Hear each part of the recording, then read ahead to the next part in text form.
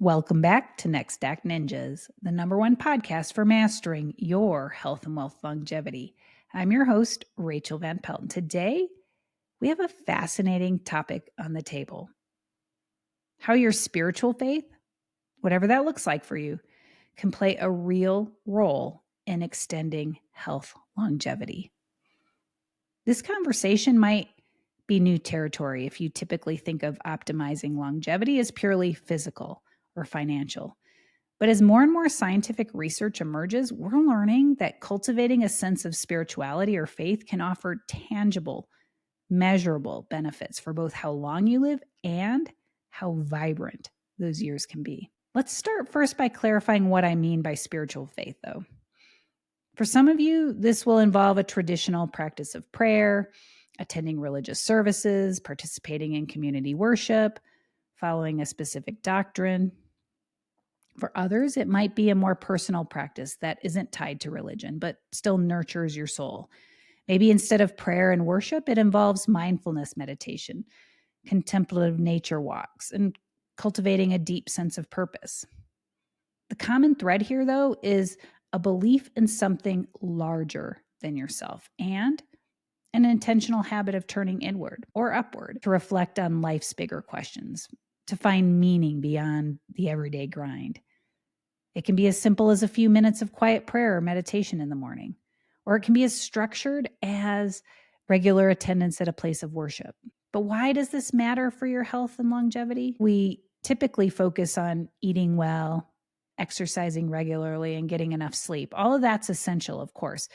But there's a growing body of evidence that suggests spirituality or faith serves as an additional pillar of healthy living, enhancing everything from your immune function to your emotional resilience. That's why I want to dive into some of the scientific research that backs this up.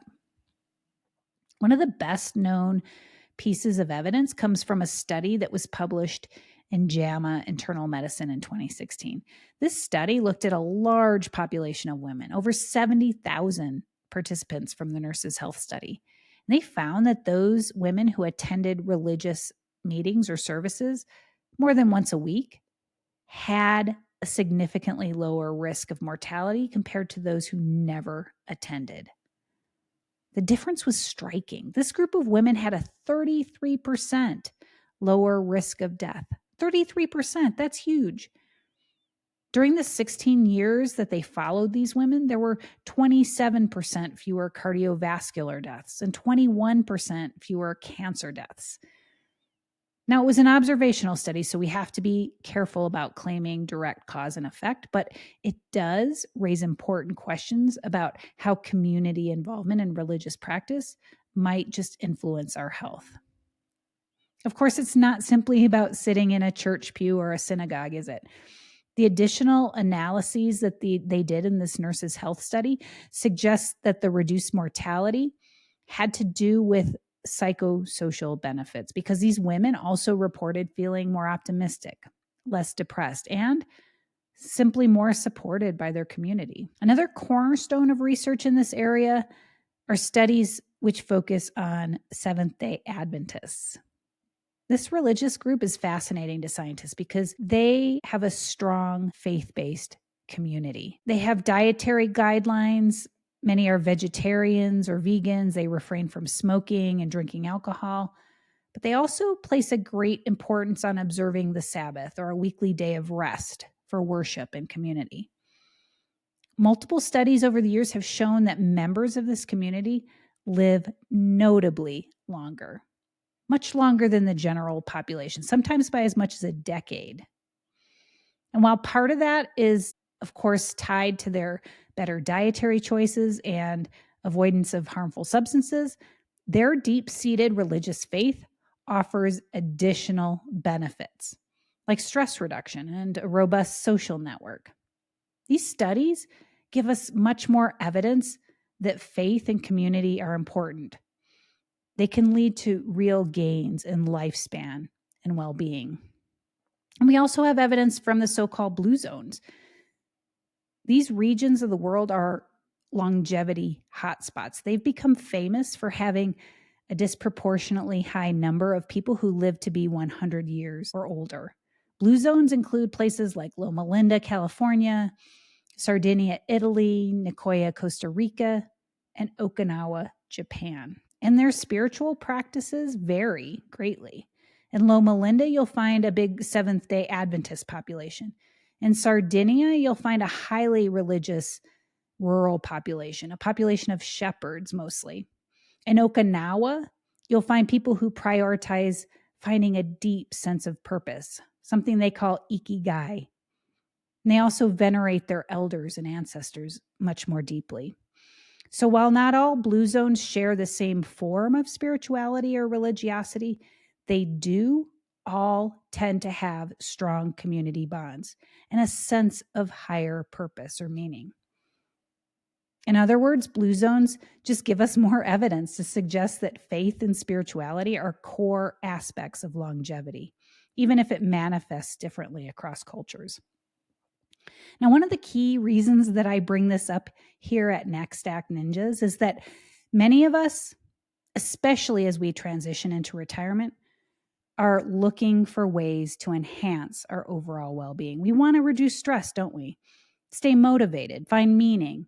But as we get older, stress hits us from all directions. We find ourselves caring for aging parents, grieving loss of loved ones, or just struggling with loss of identity as we step away from those careers. In these times of transition, I think faith and spiritual growth can be a guiding North Star in our life. Because deep faith gives us this place to focus our attention beyond the day-to-day worries, the things that blow us off course. And spiritual maturity just reminds us that there's more to life than what we might be worried about at the moment. Now, speaking of stress, let's talk about how spiritual practice might affect our stress. Researchers have long studied how stress impacts our physiology. We know that constant stress is linked to chronic inflammation. It's linked to compromised immune function, and it underlies most age-related chronic diseases such as hypertension and diabetes. But the good news is practices like prayer, meditation, communal worship, all of those things can help regulate our stress response. Those activities help lower the stress hormone cortisol, which in turn can reduce wear and tear on our body over time. And that helps to delay the onset or slow the progression of many chronic diseases we deal with as we age. In other words, spiritual or religious practices act like a shield. They absorb a lot of life's inevitable stressors before they translate into physical decline. Of course, the social aspect also deserves some attention. You may have noticed that one of the consistent findings among the studies I talked about was social connectivity. People who feel closely connected to their community just tend to live longer. This is a very important benefit of spirituality or religion. Whether it's a weekly church service that you attend or Bible study group or a supportive online network, simply having people around you who share your beliefs and values often means that you're getting emotional support and accountability. You're more likely to have someone check in on you if something happens. And you may have opportunities to volunteer or perform acts of service, things that can foster a profound sense of purpose. This social dimension, I think it becomes much more important as we get older because our other social networks are starting to shrink. We stop working, children move away, we start losing friends and family. And I think this is where faith-based community steps in nicely. Of course, we need to be careful when interpreting studies in this area because many of them are observational.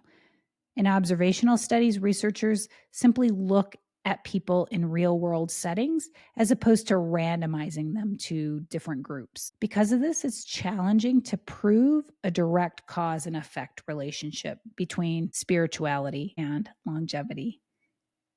People who attend religious services just might differ from non-attenders in ways like healthier lifestyles overall, or higher socioeconomic status, or more stable family structure. These are all factors that can influence lifespan independent of faith.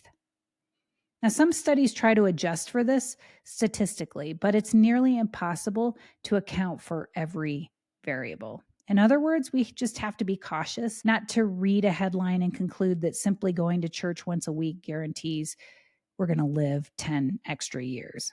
It's obviously much more nuanced than that. However, the consistency of these findings across different populations and different faith traditions does strongly suggest that there's something beneficial going on. Maybe it's partly the social bonds, partly healthier behaviors like avoiding tobacco or heavy drinking, partly stress reduction, and partly the sense of purpose that arises from that deep spiritual or religious commitment. So while the studies don't offer this perfect causal relationship, they do collectively paint a picture that spirituality or faith correlates with better health outcomes. And that just tells me we can't neglect this aspect of lifestyle longevity. I'm going to share a quick story about one of my former clients. I'll call her Maria.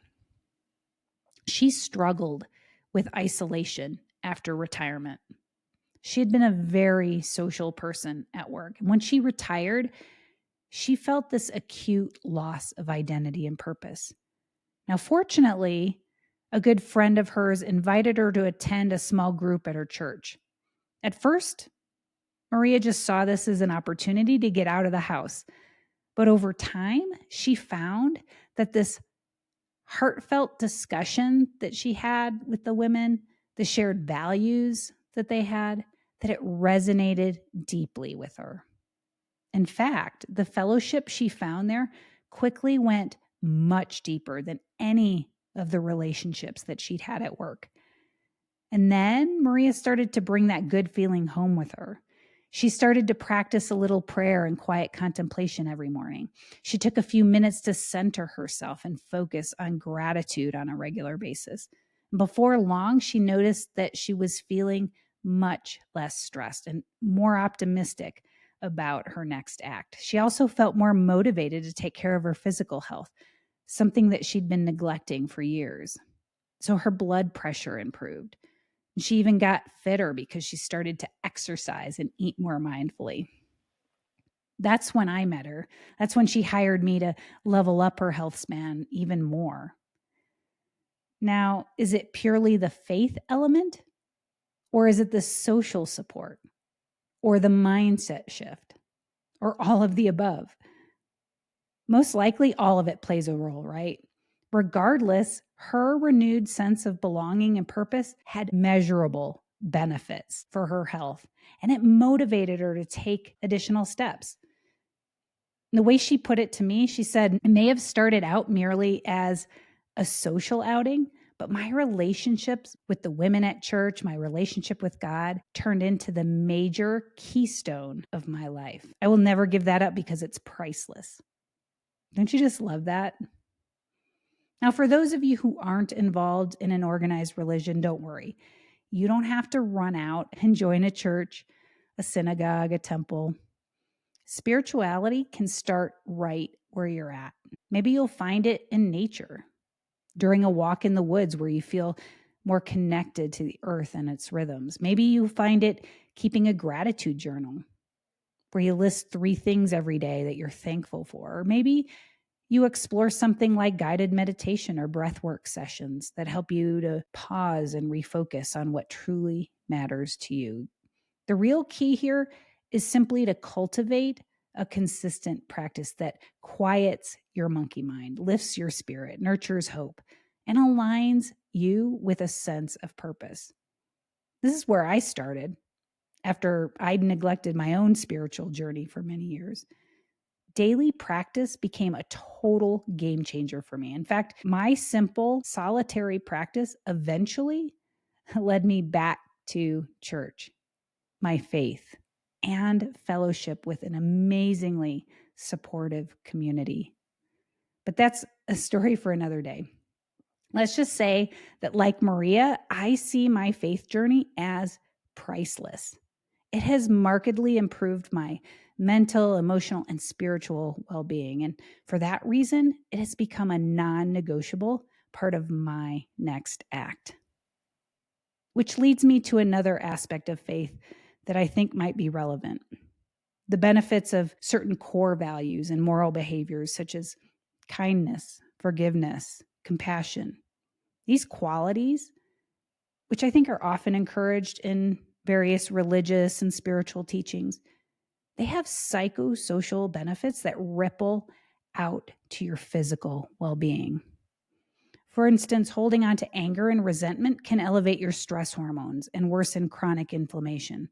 On the other hand, practicing forgiveness can alleviate emotional burdens and reduce stress, and that's hugely beneficial to your metabolism, hormones, cardiovascular system. Compassion and altruism are also linked to better mental health. They promote positivity and social connectivity. In other words, if your faith-based practice leads to more forgiveness, kindness, compassion, that's just one more way in which your overall health and longevity may be improved.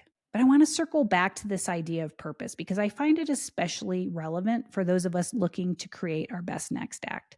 A big reason some people spiral into poor health after retiring is that they lose their sense of purpose, the one that their job provided for so many years. They wake up in the morning without a clear reason to get out of bed, leading to boredom or even depression, and that can increase the risk of unhealthy behaviors. Spiritual practice or religious engagement often fills that void. It gives you a reason to remain active, connected, thinking about something or someone other than yourself. You might find yourself volunteering more, teaching classes, helping with community programs, or simply focused outward and contributing in other ways to society.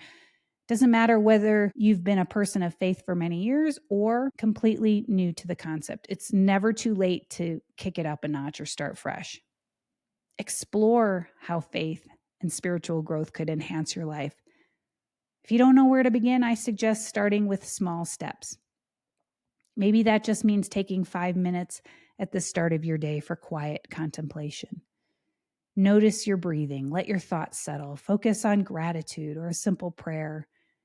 If you're open to it, maybe a community experience is in your future. Try attending a religious service or joining a small group to see how it feels. You could even explore one-on-one conversation with a faith leader or a counselor who can help guide you. As you integrate spiritual practices into your life, pay attention to the shifts in how you feel, both emotionally and physically.